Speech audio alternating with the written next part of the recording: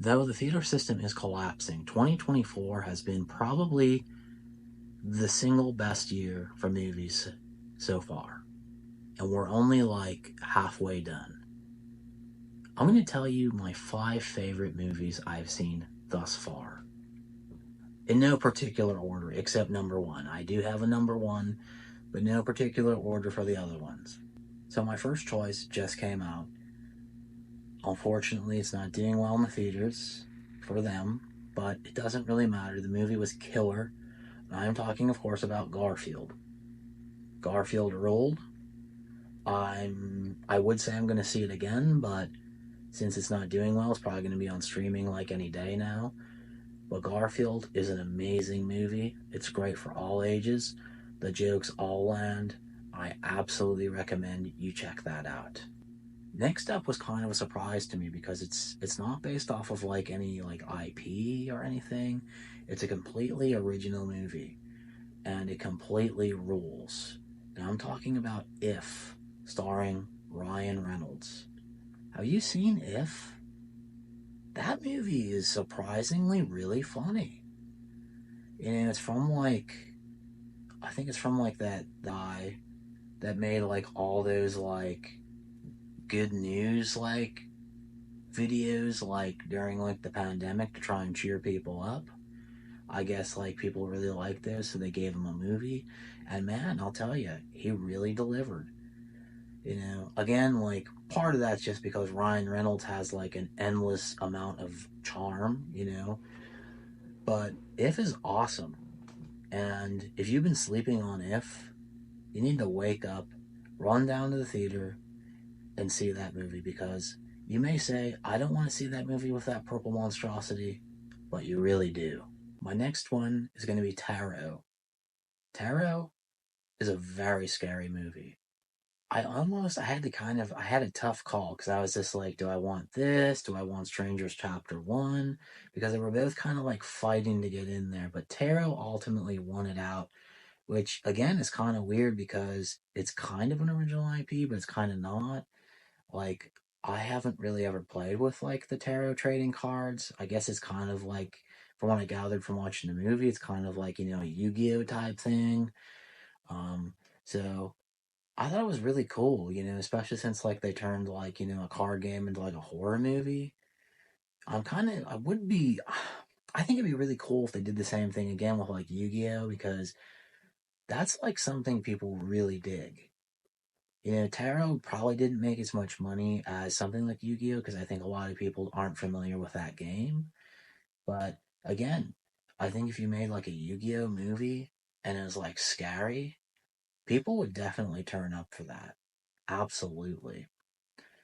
But Tarot, for what it's worth, for something like I wasn't familiar with and I'd never heard of, I was thoroughly impressed. Definitely one of the most underrated movies of this year. Very scary. I actually thought it was like rated X, but I guess it's rated PG-13. So if you're like a youngster, and by youngster I mean like even younger than me, a hip young man, it might be worth your time to go and check that one out. This next one should come as no surprise to my close and personal friends. When I heard the concept, I was blown away by how original it was. And when I saw what the monster was, I was really spooked. And I'm talking about the new Blumhouse classic, Imaginary. Imaginary is a scary movie that something we can all relate to. Like we all kind of at one point had no friends. Some of you still don't. So you can probably relate even more. I have like so many friends that like I don't know what to do with them.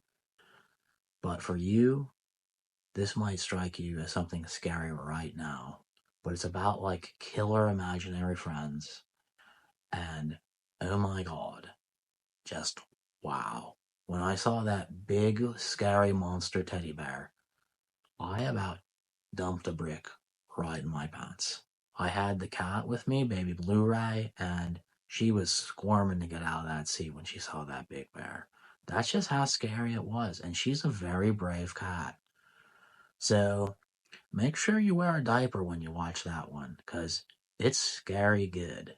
And of course, this is not a surprise to anybody. If you've been watching my videos, you know that in January we were graced with probably the finest horror movie I've seen in the last,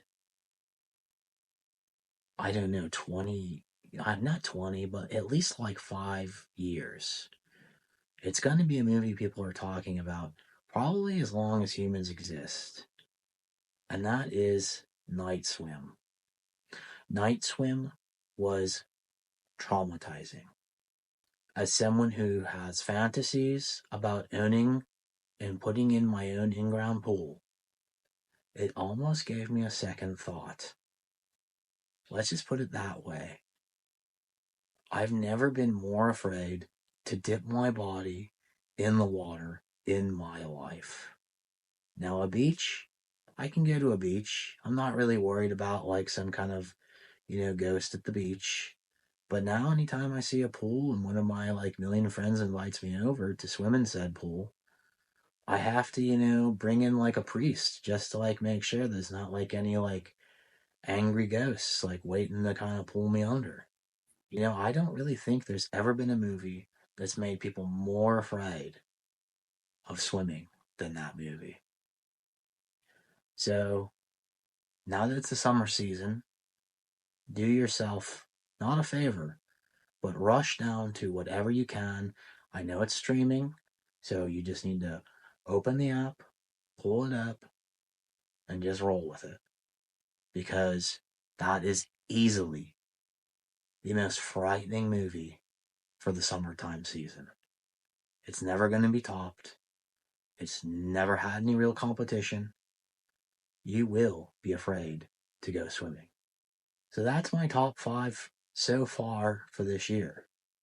I don't know if they're going to be topped. I don't know if they can be topped. So I'm going to have to update this list as we approach the month of December. But this year has really been on a roll. And yeah, there's been some real duds. King of the Planet of the Apes is disappointing. It's not a sequel to Tim Burton one. The new Ghostbusters, it wasn't for me.